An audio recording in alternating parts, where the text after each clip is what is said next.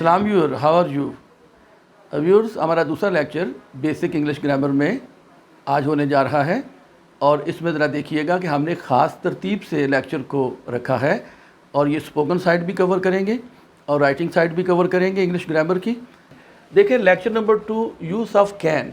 Use of can, use seen के साथ noun है यहाँ पे, और अगर हम इसको वर्ब यूज़ करेंगे फिर हम कहेंगे I use stick, she can use stick. Use जी के साथ है, यूज़ सीन के साथ है, एस के साथ है।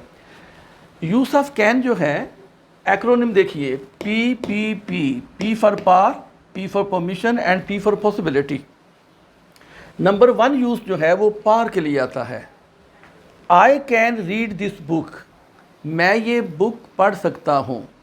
यहाँ पे आपने क्या करना है कि कैन को यूज़ करके वर्ब की फ़र्स्ट फॉर्म आपने लगा देनी है। वर्ब की फ़र्स्ट फॉर्म बहुत आसान है और हर बंदा उसको यूज़ कर सकता है।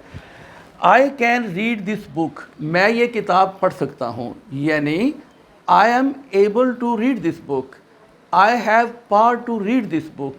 मेरे अंदर एबिलिटी भी है, पावर भी है, तो उसके लिए हमने कैन यूज़ किया। शी कैन स्पीक फ्रेंच, वो फ्रांसीसी बोल सकती है। कैन यू ड्राइव, क्या आप ड्राइविंग कर सकते हैं, गाड़ी चला सकते हैं। तो ये हमने पावर या एबिलिटी को शो किया कैन ने यहाँ पे। यहाँ पे जो पी है परमिशन का है। हम कैन को जैसे मे को यूज़ करते हैं, जब मे का यूज़ आएगा तो हम बताएंगे कि कैन और मे इक्वल है इस सेंस में। You can use my phone और you may use my phone. Can I speak to you now, क्या मैं अब आपसे बात कर सकता हूँ। You can use my phone, आप मेरा फ़ोन यूज़ कर सकते हैं। यू कैनट कम इन, आप अंदर नहीं आ सकते हैं। ये परमिशन के मतलब है, देख लीजिएगा, इसका स्टाइल देख लीजिएगा। नंबर 3 है पॉसिबिलिटी। पॉसिबिलिटी का मतलब ये है व्यूअर्स कि ये चीज़ हो सकती है और नहीं भी हो सकती। इसके होने के इम्कानात, चांसेस भी हैं, किसी हद तक ना होने के भी हैं। It is cloudy today, it can rain. It is cloudy today का मतलब है आज बादल बने हुए हैं। इट कैन रेन, बारिश हो सकती है। Smoking can cause cancer, smoking can cause cancer. Smoking cancer की वजह बन सकती है, पॉसिबिलिटी हो सकती है।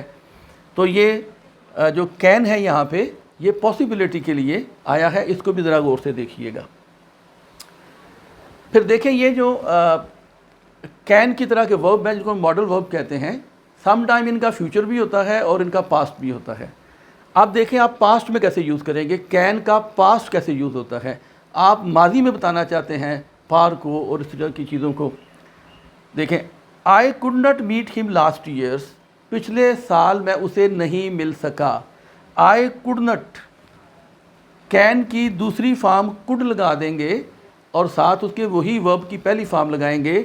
आई कुड मीट हिम और I could not meet him last year, पिछले साल में उसे नहीं मिल सका। आप इसका फ्यूचर बनाना चाहते हैं तो याद रखिए फ्यूचर के अंदर कैन की कोई भी फॉर्म जो है वो अलाउड नहीं है। पॉसिबिलिटी नहीं है हमारे लिए कि हम कैन को फ्यूचर में यूज़ कर सकें।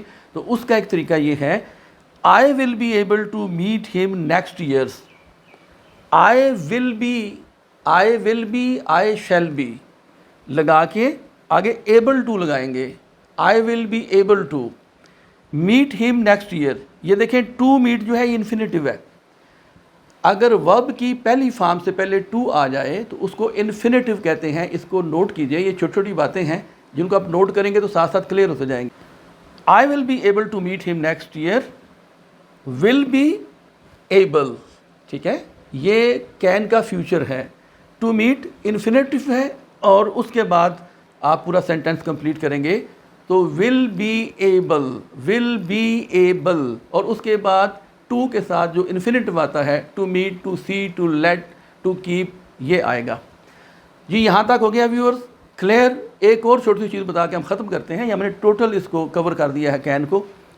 देखिए कुछ वर्ब ऐसे हैं व्यूअर्स जो कंटिन्यूस के साथ आईएनजी फॉर्म में हम यूज़ नहीं करते नॉर्मली। मिसाल के तौर पे स्मेल है तो हम उसको स्मेलिंग नहीं कह सकते, हम ये नहीं कह सकते आई एम स्मेलिंग।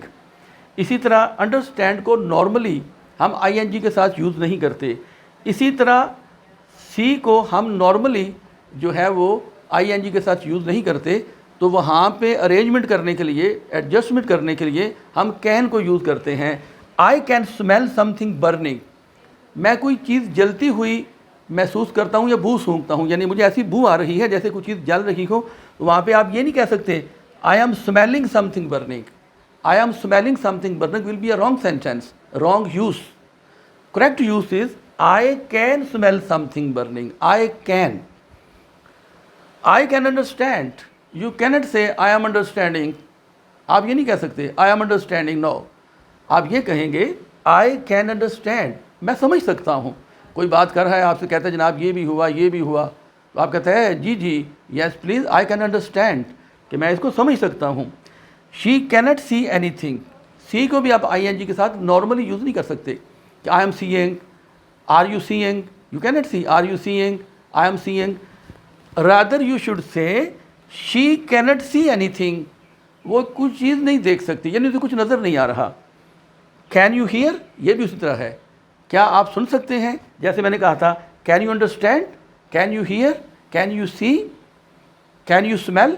तो इस तरह की चीज़ों को कैन यहाँ पे कैसे यूज़ करते हैं, आई एन जी को अवॉइड करने के लिए हम कैन यूज़ करते हैं, लेकिन उसका मीनिंग तकरीबन आई एन जी वाला ही होता है, लेकिन आई एन जी चूँकि यहाँ पे प्रॉपर नहीं है, इसलिए हम कैन से उसकी एडजस्टमेंट करते हैं।